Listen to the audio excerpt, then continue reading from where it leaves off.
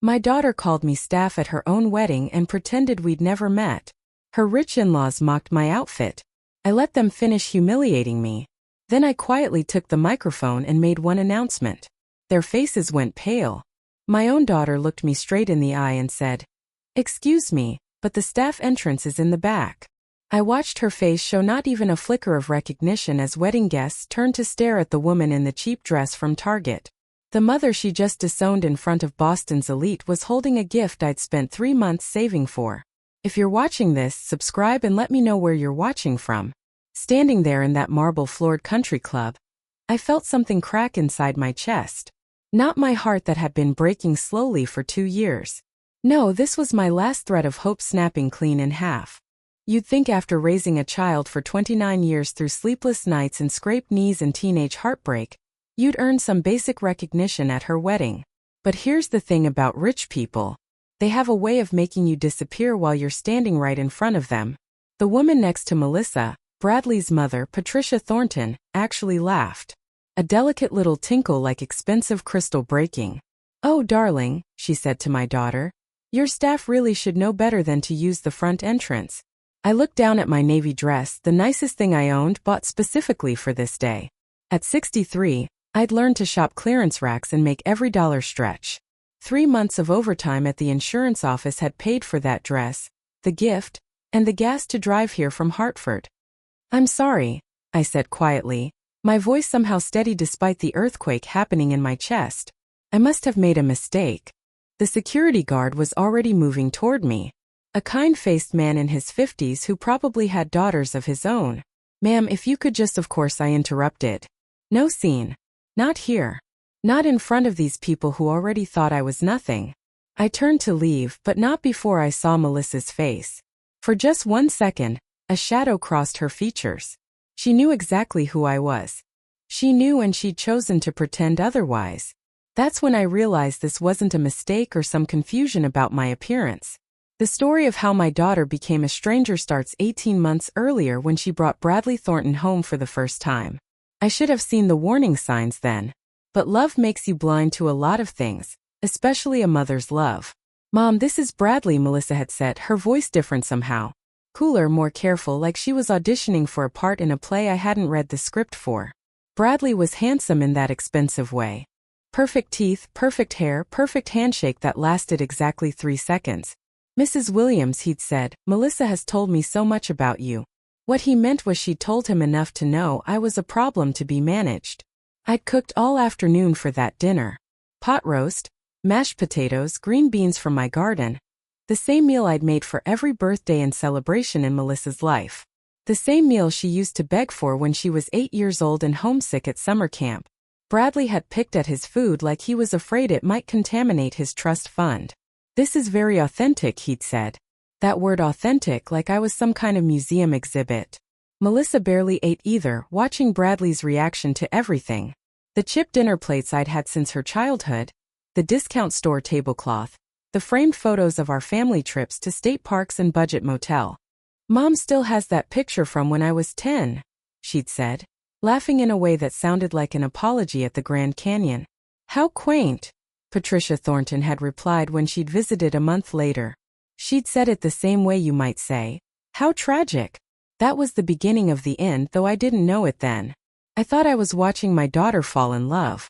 What I was actually watching was my daughter fall away from me, one perfectly manicured step at a time. But I'm getting ahead of myself. Let me tell you about the real moment I should have known I was losing her. The phone call came on a Tuesday evening in March. I was grading insurance claims at my kitchen table. The same table where I'd helped Melissa with homework for 12 years when her name lit up my phone screen. "Mom, we need to talk." Not "Hi, Mom," or "How was your day?" Just that flat businesslike tone she'd been using more and more since Bradley entered the picture. "Of course, honey, what's on your mind?" There was a pause. I could hear voices in the background, expensive voices, discussing wine vintages and stock portfolios. She was at the Thornton house again. "It's about the wedding planning. We've been thinking about the guest list and, well, some adjustments need to be made." "Adjustments?" I set down my pen and gave her my full attention. "What kind of adjustments?"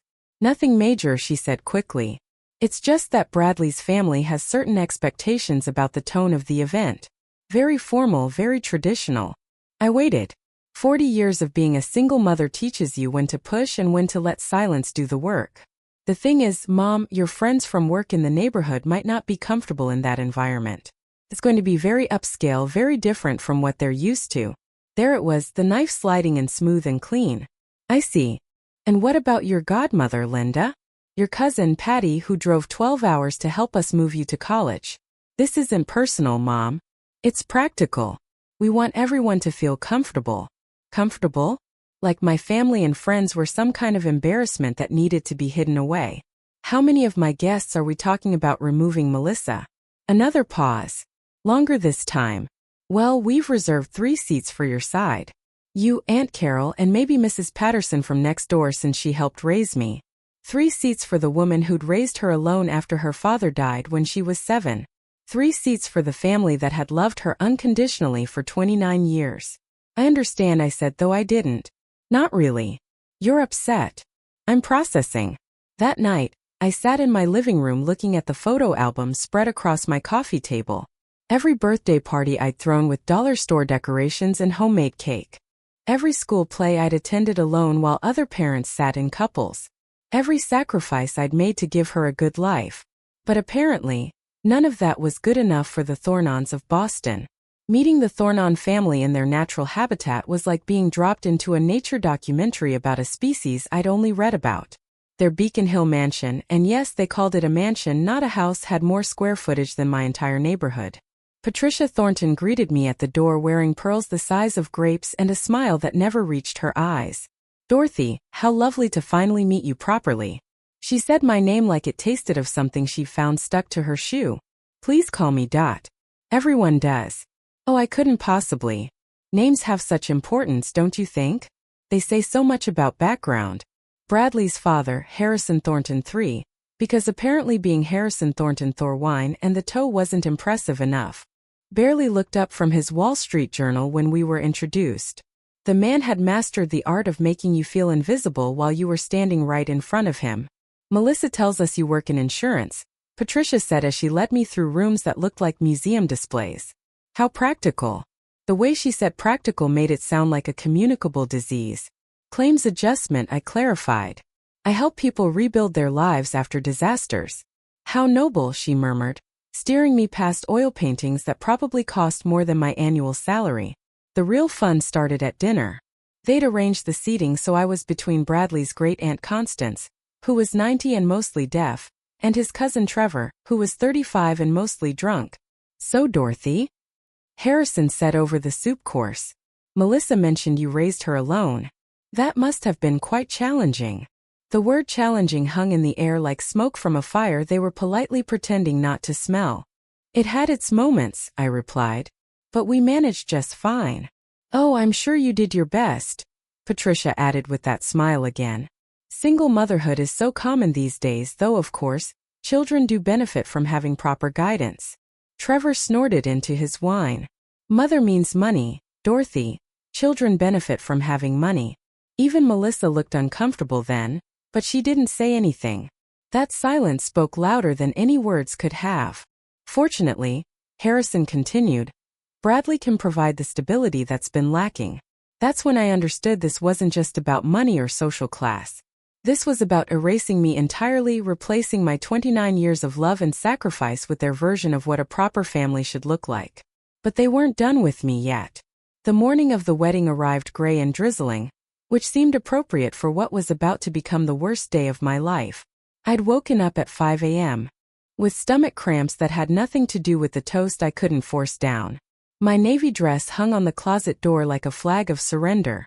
3 months of overtime for a dress that cost less than what Patricia probably spent on lunch, but it was clean, pressed, and dignified. It was the best I could do. The Brookfield Country Club was everything I'd expected. All marble columns and crystal chandeliers and staff who'd clearly been trained to spot people who didn't belong from 50 yards away. I parked my 12-year-old Honda between a Mercedes and a BMW, feeling like I was contaminating the parking lot. Inside, the lobby buzzed with pre-wedding energy. Women in designer dresses that cost more than my monthly rent kissed air near each other's cheeks. Men in thousand suits discuss golf handicaps and market portfolios. I stood near the gift table, clutching my present, a hand-carved jewelry box I'd found at an antique shop in Hartford. The wood was maple, warm and golden, with tiny roses carved into the lid. I'd spent weeks looking for something that felt special enough for my daughter's wedding day. Oh my, I heard Patricia's voice before I saw her. She was talking to a cluster of women, her voice carrying just far enough for me to catch the words. Such an interesting mix of guests today. Melissa has such a generous heart, including everyone. The way she said everyone made it clear exactly who she was talking about. I pretended to study the gift table, reading name tags on elaborately wrapped packages from Tiffany and Cartier. My antique jewelry box looked modest beside them, but it was chosen with love, which had to count for something. That's when Melissa appeared, floating down the marble staircase in her wedding dress like something from a fairy tale. She was beautiful, my baby girl all grown up, radiant with happiness. For a moment my heart swelled with pride and love. This was my daughter, the little girl I'd rocked to sleep every night, the teenager I'd helped through heartbreak, the young woman I'd cheered through college graduation. Then she saw me, and that's when I watched my daughter's face go completely blank, like someone had just erased every memory of the woman who'd raised her. The woman who was about to pretend she'd never seen me before in her life. The transformation was subtle but complete. I watched Melissa's posture change, her chin lifting slightly, her eyes sliding past me like I was part of the wallpaper. She'd been practicing this moment. I realized this wasn't spontaneous cruelty. This was calculated. Melissa, darling, Patricia appeared at her side, air kissing her new daughter-in-law. You look absolutely radiant. Everyone is so excited to meet you. They moved through the crowd like royalty, accepting congratulations and compliments. I stayed by the gift table, still holding my present, watching my daughter charm people who wouldn't have given me the time of day. Ma'am, a young server appeared at my elbow. The ceremony is about to begin. Would you like me to show you to your seat? Yes, please. She led me through the crowd, past clusters of Thornton family and friends toward the back of the room. My seat was in the last row, behind a pillar that partially blocked the view of the altar. Row after row of Thorntons and their society friends filled the front section. 3 chairs in the back corner held the representation of my entire side of the family. Me, my sister Carol, who'd driven down from Vermont, and Mrs. Patterson, my elderly neighbor who'd practically helped raise Melissa. Well, Carol whispered as she sat down beside me, this is cozy. Leave it to my sister to find humor in humiliation. She took in the scene with the sharp eye of a woman who'd spent 40 years teaching middle school. Did you see the gift table? She asked quietly. There's a present there from the governor of Massachusetts. Really? Really? Also one from some British lord whose name I can't pronounce. The string quartet began playing, and everyone stood as the processional started. Bridesmaids in matching pink dresses glided down the aisle, followed by the flower girl, Bradley's niece, a tiny blonde thing who scattered rose petals like she was blessing the ground. Then came Melissa, walking alone down the aisle. Her father had died when she was 7, and I'd always assumed I would walk her down the aisle, or at least that she'd walk alone in his memory. But apparently Harrison Thornton III had offered to escort her, and she'd accepted. She'd chosen her new father-in-law over the mother who'd raised her alone.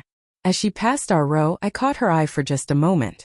There was something there, a flicker of recognition, maybe even regret, but it vanished so quickly I might have imagined it.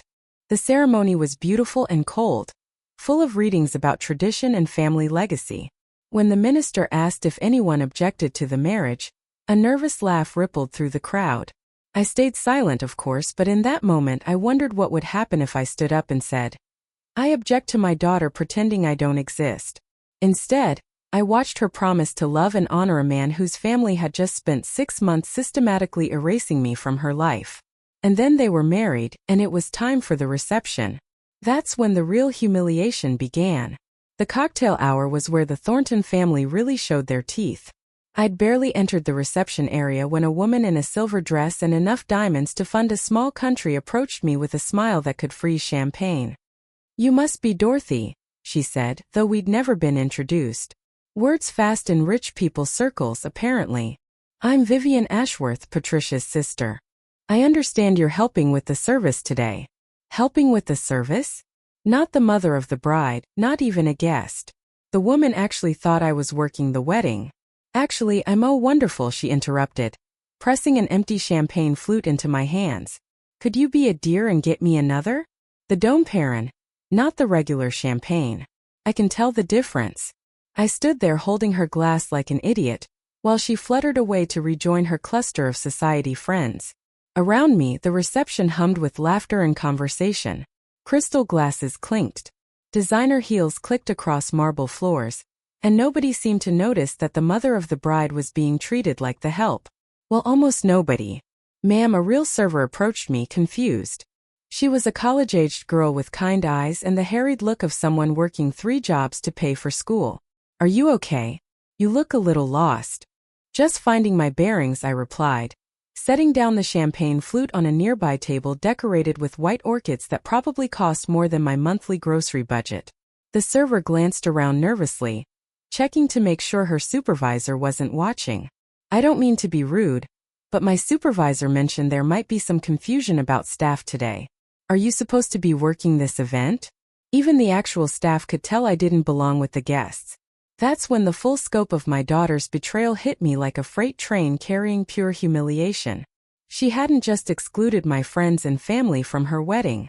She'd arranged for me to be mistaken for hired help. The woman I'd raised alone, put through college while working 2 jobs, loved unconditionally for 29 years, had orchestrated my public humiliation down to the smallest detail. No, honey, I said gently, my voice steadier than I felt. I'm not working. I'm the bride's mother. The girl's eyes widened in horror. Oh my God. I'm so sorry. I had no idea. Mrs. Thornton told us that all the family was seated at the head table. So when I saw you back here, she trailed off, realizing she was making it worse. Mrs. Thornton. My daughter was already Mrs. Thornton, and she'd made sure everyone knew that the family worth acknowledging was sitting at the front of the room in their designer gowns and custom-tailored tuxedos. It's not your fault, I assured the server. Meaning, it seems like there's been some miscommunication all around today. That was putting it mildly. What had happened today wasn't miscommunication. It was character assassination. That's when I saw Melissa across the room laughing at something Bradley whispered in her ear. She looked radiant, happy, completely unburdened by the fact that she'd just erased the woman who'd given her life. Her dress probably cost more than I made in 6 months, and she wore it like armor against her past. But I'd been underestimating my daughter apparently, because as I watched her navigate that crowd of sharks in designer clothing, I realized she'd been planning this humiliation for months. Every excluded friend, every reduced guest list, every calculated slight. It had all been building to this moment where I would stand in a corner invisible and irrelevant, while she began her new life as someone who'd never had a mother at all. The worst part, she was good at it. My little girl, who used to cry when she accidentally stepped on ants, had become a master manipulator who could destroy someone's dignity without even blinking. But she'd forgotten one important thing about the woman who raised her. I didn't give up easily, and I'd been dealing with people who thought they were smarter than me for 40 years. Dinner was announced with the kind of fanfare usually reserved for royal coronations. The head gleamed with gold-rimmed china and crystal that probably cost more than my car. Melissa sat there like a princess holding court, accepting congratulations from a parade of well-wishers who treated her like she'd just solved world hunger instead of marrying into money. I found my assigned seat at a small table tucked behind a massive potted palm in the far corner of the room, practically hidden from view. The location was so remote it might as well have had its own zip code. My tablemates were an interesting mix of the discarded and the dismissed. The florist, the photographer's assistant, 2 elderly cousins who'd apparently been deemed too embarrassing for prime seating, and a +1 whose date had abandoned her for better company. Well, this is cozy, Cousin Ella Laner muttered, adjusting her hearing aid and squinting at the distance to the head table. I haven't been stuck at the reject table since your Uncle Fred's 2nd wedding. At least then they gave us dinner rolls. The irony wasn't lost on me. I was sitting with the people who'd actually contributed something meaningful to this wedding. Flowers that filled the room with beauty. Photos that would preserve memories. Decades of family history that apparently meant nothing to the bride. Meanwhile, the head table was full of people whose only contribution was their bank account balance and their ability to look down their noses at working-class people. Harrison Thornton III stood to make the first toast, tapping his crystal glass with a sterling silver knife that probably cost more than my monthly rent. His voice carried easily across the room, trained by years of boardroom presentations and country club speeches. Today we celebrate not just a marriage, but the joining of two families with shared values and traditions. Bradley and Melissa represent the best of what young people can achieve when they're raised with proper guidance and support. Shared values. I almost choked on my water. What values would those be? The importance of money over loyalty. The art of pretending inconvenient people don't exist. The belief that love can be purchased with the right wedding venue and enough champagne. Proper guidance. 29 years of single motherhood apparently didn't qualify as proper guidance. All those nights I'd stayed up helping with homework. All those soccer games I'd attended alone while other parents sat in couples. All those sacrifices I'd made to give her opportunities I'd never had. None of that counted as guidance in Harrison Thornton's world. The speech continued with platitudes about tradition and legacy. Words that sounded pretty but meant nothing when you stripped away the fancy packaging. I watched the guests nod approvingly, sipping their expensive wine and mentally calculating the cost of the flower arrangements. The photographer moved between tables, capturing candid moments of joy and celebration. When she reached my table, she paused, checking her notes with a confused expression. "Excuse me, are you Dorothy Williams?" "Yes, the bride's mother." "That's right." She looked genuinely puzzled, glancing back at her notes and then toward the head table where the official family was seated. I was told by the wedding planner that there would be no family photos from the bride's side, just the Thornton family portraits. No family photos. My daughter had made sure that her wedding album would contain no evidence that I'd ever existed. Future generations of Thorntons would flip through beautiful pictures of this day and never know that the bride had been raised by a woman who'd loved her enough to work 2 jobs and give up her own dreams so Melissa could have everything she wanted. "I see," I said calmly, though inside I felt something cold and sharp settling in my chest. "Well, perhaps you could take one quick photo of our table." For the record, the photographer smiled sympathetically and raised her camera. As the flash went off, I thought about all the photos that would be missing from this wedding. No mother otter getting ready shots. No tearful moments of a mother helping her daughter into her dress. No traditional family portraits showing 3 generations of women. No mother-daughter dance where I would have told her how proud I was of the woman she'd become. Melissa had choreographed my elimination so completely that future generations of Thornton would never know she'd had a mother at all. In her version of history, she'd apparently been raised by wolves or spontaneously generated from pure ambition. But here's what my daughter didn't know about me. 40 years of adjusting insurance claims teaches you how to investigate things that don't add up. And something about this whole situation smelled like a cover-up that went way beyond social embarrassment.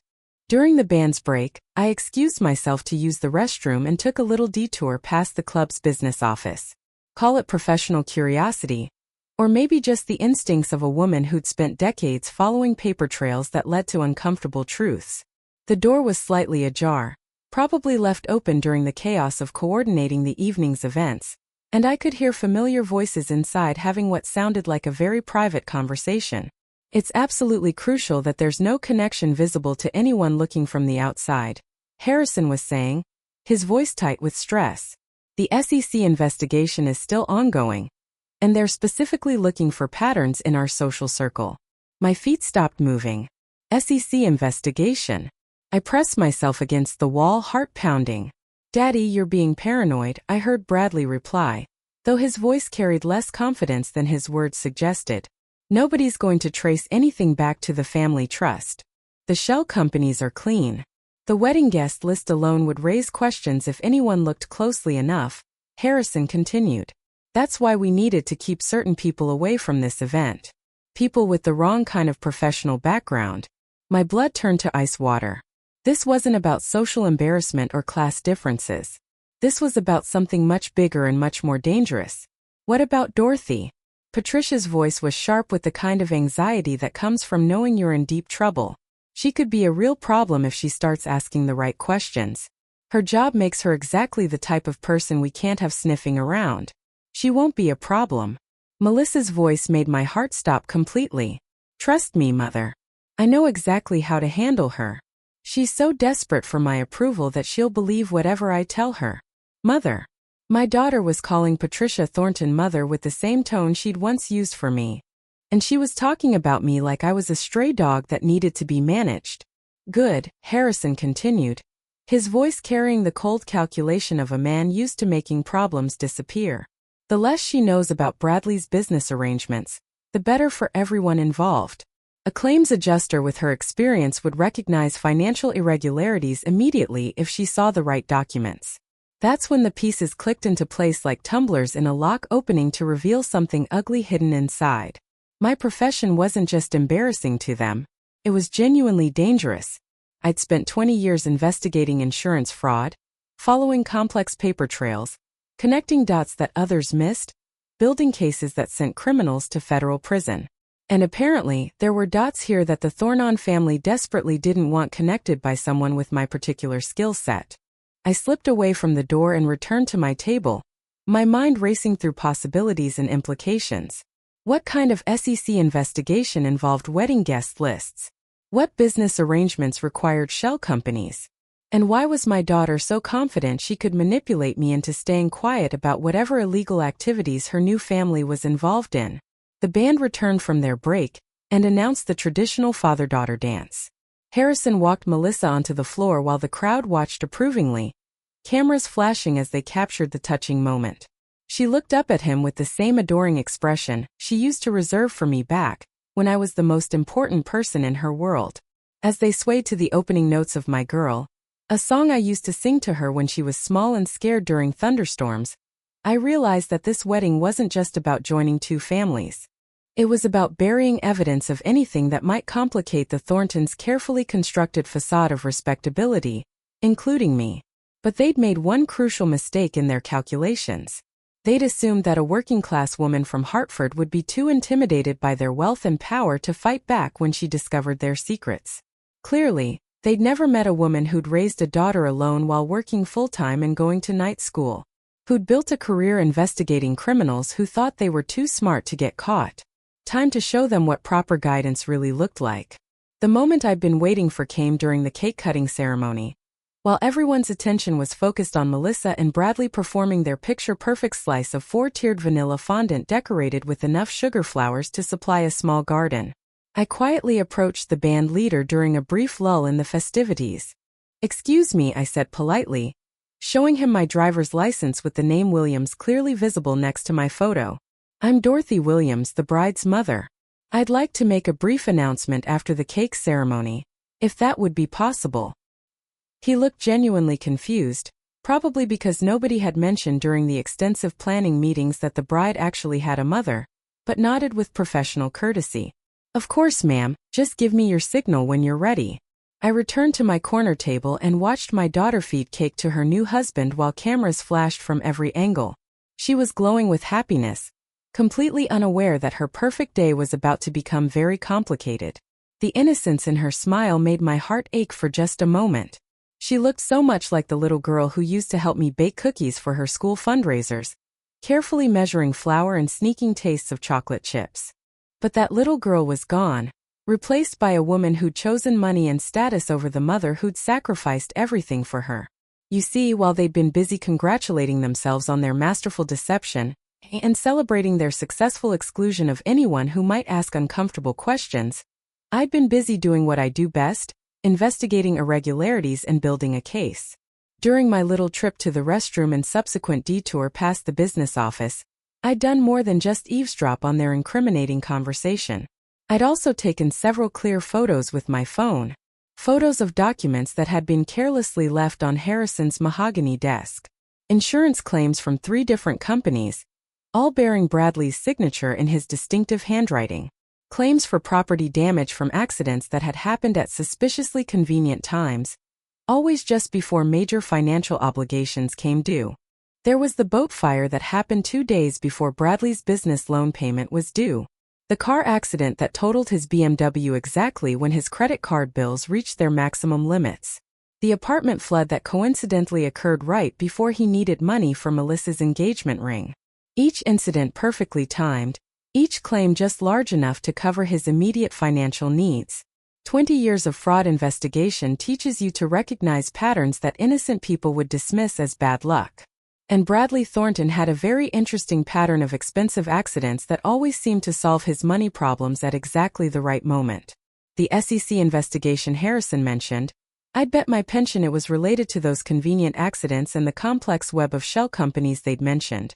And I'd bet my life savings that the Thorntons' sudden urgency to keep me away from their family gatherings had everything to do with my professional expertise in recognizing insurance fraud. When I saw it, my daughter thought she was marrying into wealth and security, joining a family that would give her the sophisticated lifestyle she'd always craved. What she'd actually done was become an accessory to a federal crime, probably without even realizing it. But ignorance wouldn't protect her when the FBI finished their investigation. And it certainly wouldn't protect her from the consequences of humiliating the one person who might have been able to help her navigate the legal nightmare she just walked into. Ladies and gentlemen, the band leader announced, tapping his microphone to get the crowd's attention. We have a special request for the microphone from a member of the wedding party. The room quieted gradually as conversations died down and faces turned toward the small stage where the band had been playing. I walked slowly toward the center of the dance floor, feeling hundreds of eyes watching me with curiosity and growing concern. Some guests were probably wondering who this woman in the discount dress was, and why she was interrupting their elegant celebration. Melissa's face went completely white as she finally realized who was holding the microphone. She grabbed Bradley's arm, her manicured nails digging into his expensive tuxedo sleeve. Thank you all for being here today to celebrate this beautiful wedding. I began, my voice carrying clearly through the sound system. I'm Dorothy Williams and I'm Melissa's mother. A murmur ran through the crowd like a wave. Several Thornton exchanged shocked glances.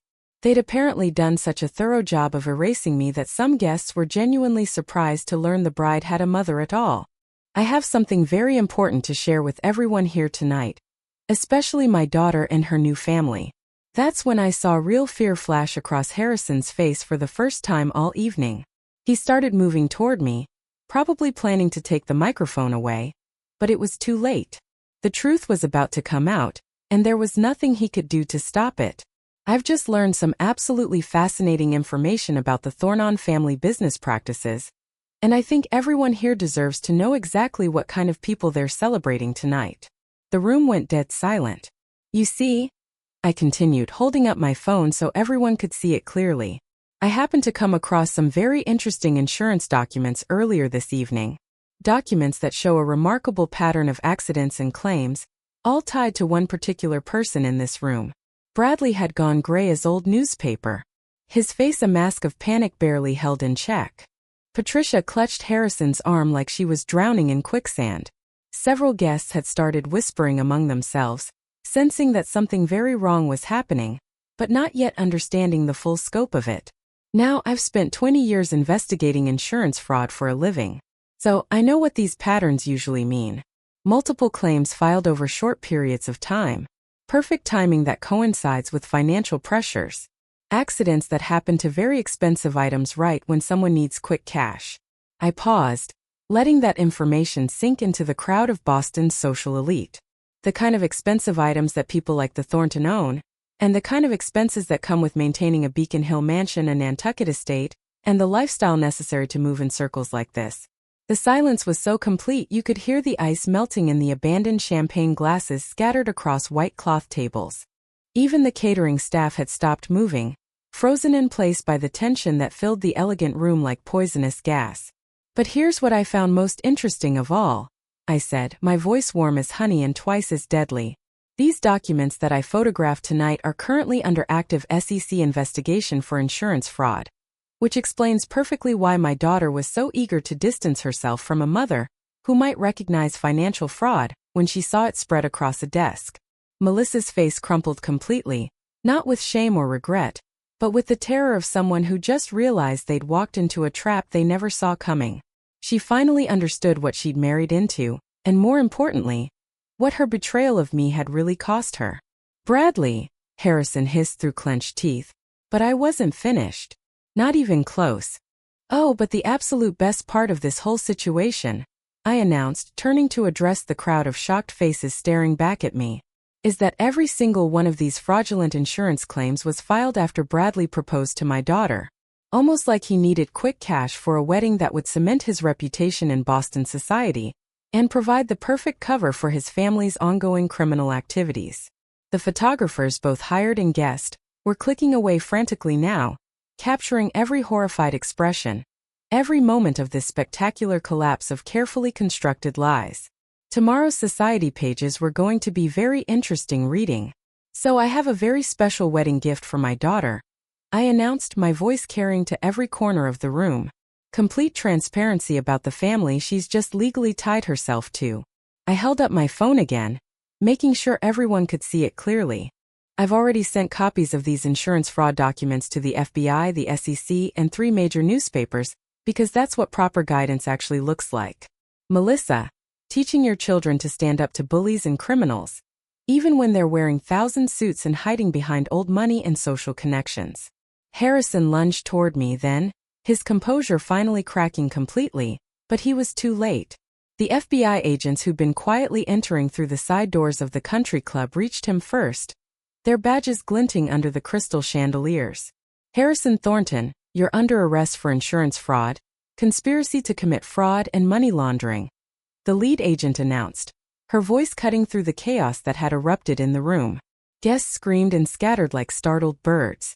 Cameras flashed from every direction as federal agents moved efficiently through the crowd, reading rights to half the head while wealthy socialites tried to figure out how to distance themselves from people they'd been toasting just minutes earlier. Melissa stood frozen in the middle of it all, still in her designer wedding dress, watching her new family being led away in handcuffs while her perfect day disintegrated around her like spun sugar in the rain. I walked over to where she stood and gently took her trembling hands in mine. "Honey," I said softly, my voice full of the love that 29 years couldn't erase. "When you're ready to come home to people who actually love you for who you are instead of what you can do for them, I'll be waiting." Then I picked up my purse, nodded to my sister Carol, who was watching the chaos with barely concealed satisfaction, and walked out of that country club with my head held high and my dignity intact. Sometimes the best revenge is simply refusing to be erased by people who think your love makes you weak. And sometimes it's making sure the truth comes out at exactly the moment when it will do the most damage to people who deserve everything they get. The next morning's headlines read, Boston society wedding becomes FBI sting operation. Prominent family arrested for $1 million insurance fraud. But the best part came 3 days later. A soft knock on my door. When I opened it, there was Melissa, still wearing her going-away outfit, tears streaming down her face. "Mom," she whispered, her voice broken with genuine remorse. "I'm so sorry for everything. Can I please come home?" I opened my arms and my daughter fell into them like she was 7 years old again. Some bridges can be rebuilt if both people are willing to do the work. It just takes the right foundation of honesty, forgiveness, and love that doesn't come with conditions attached. Thanks for listening. Don't forget to subscribe and feel free to share your story in the comments. Your voice matters.